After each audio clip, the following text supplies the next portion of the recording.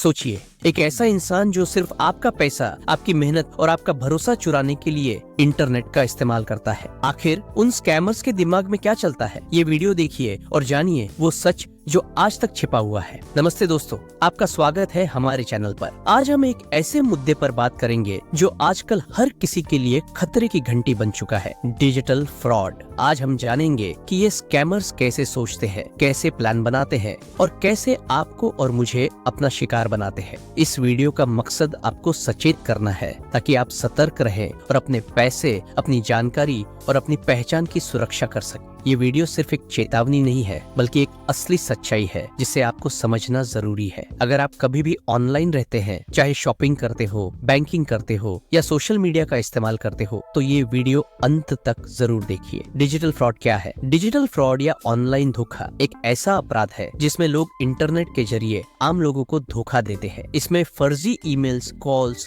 Messages या websites का सहारा लेकर लोगों को फंसाया जाता है। आजकल डिजिटल फ्रॉड्स कई तरह के होते हैं, जैसे fishing, fake OTP sharing, online shopping scams और फर्जी इनाम के नाम पर लोगों को ठगना। याद रखिए, किसी भी डिजिटल प्लेटफॉर्म पर, चाहे वो आपका ईमेल हो, सोशल मीडिया हो या कोई ऐप हो, हर जगह ये स्कैमर्स एक्टिव रहते हैं। इसलिए सतर्क रहना बेहद जरूरी है। ये फ्रॉड कब और कहाँ होते हैं? अक्सर ये स्कैम्स तब होते हैं जब हमें बिल्कुल भी उम्मीद नहीं होती। कभी हमारे फोन पर एक अनजान नंबर से कॉल आता है जो कहता है कि आपने इनाम जीता है। कभी हमारे ईमेल में एक मैसेज आता है कि आपका अकाउंट बंद हो सकता है अगर आपने तुरंत लॉगिन नहीं किया। ये फ्रॉड्स इतने चुपके से और इतनी चालाकी से होते हैं कि हम अंदाजा भी नहीं लगा पाते। इसलिए हमें हर वक्त सतर्क रहना चाहिए। इंटरनेट पर हर एक कदम सोच समझकर ही उठाना चाहिए। एक सच्ची घटना, चलिए आपको एक कहानी सुनाते हैं, एक ऐसे व्यक्ति की जो इस डिजिटल स्कैम का शिकार हुआ। ये कहानी है एक आम इंसान रवि की कहानी।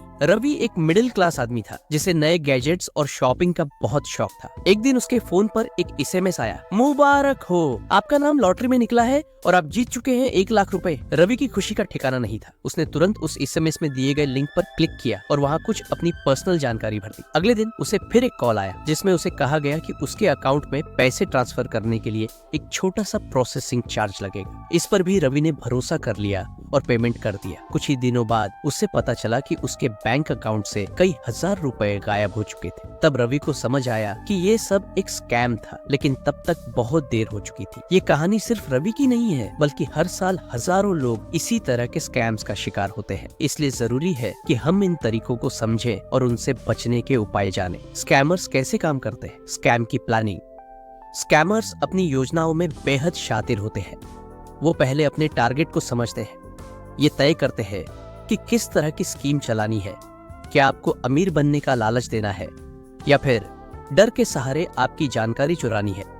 ये पूरी प्लानिंग के बाद ही अपने काम को अंजाम देते हैं। Psychological tricks. इनका सबसे बड़ा हथियार होता है हमारी भावनाओं का फायदा उठाना। ये हमें या तो लालच देते हैं या डर दिखाते हैं। लालच में आकर लोग सोचते हैं कि ये एक सुनहरा मौका है और डर के कारण लोग तुरंत रिस्पॉन्ड करते हैं। ये सारी चीजें स्कैमर्स की चाल का हिस्सा होती है। एग्जीक्यूशन। एक बार जब हम उनके जाल में फंस जाते हैं तो स्कैमर्स तुरंत एक्टिव हो जाते हैं। वो हमारी जानकारी का गलत इस्तेमाल करते हैं, हमारे पैसों पर हाथ साफ करते हैं और फिर गायब हो जाते हैं। लोग इन स्कैम्स में क्यों फंस जाते हैं? लोगों का इन स्कैम्स में फंसने का मुख्य कारण है जानकारी की कमी और आंख मूंद कर भरोसा करना। अधिकतर लोग इन डिजिटल स्कैम्स के बारे में जानकारी नहीं रखते और इसी कारण वो अनजाने में स्कैमर्स के जाल में फंस जाते हैं। दूसरा कारण है मनोवैज्ञानिक रूप से कमजोर होना। स्कैमर्स हमें ऐसा माहौल बना देते हैं कि हम सही गलत का फर्क नहीं कर पाते। हमें सतर्क रहने और सोच समझकर हर कदम उठाने की जरूरत है। स्कैमर की सोच।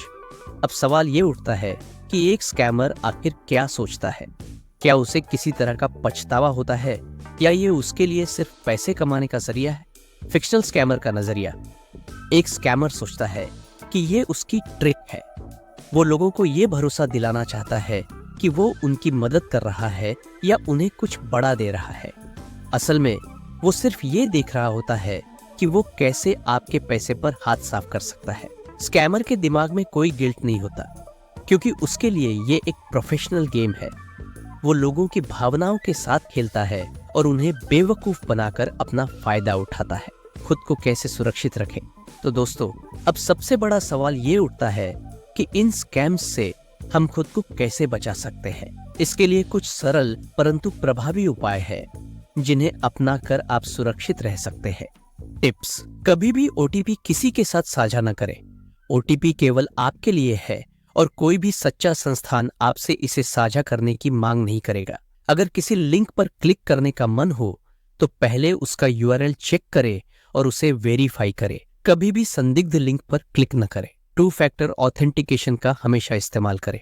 ये एक सुरक्षा की अतिरिक्त परत होती है जो आपके अकाउंट्स को सुरक्षित रखती है। तो दोस्तों, आज हमने देखा कि डिजिटल स्कैमर्स कैसे काम करते हैं और कैसे वो आम लोगों को फंसाते हैं। हमें ये समझना होगा कि हम इस डिजिटल युग में हैं जहां हमें सतर्क रहना बहुत जरूरी है। अगर आपको ये वीडियो पसंद आई हो और इसे देखकर आप थोड़ा और सतर्क महसूस कर रहे हो तो इस वीडियो को अपने दोस्तों के साथ जरूर शेयर करें और चैनल को सब्सक्राइब करना ना भूलें।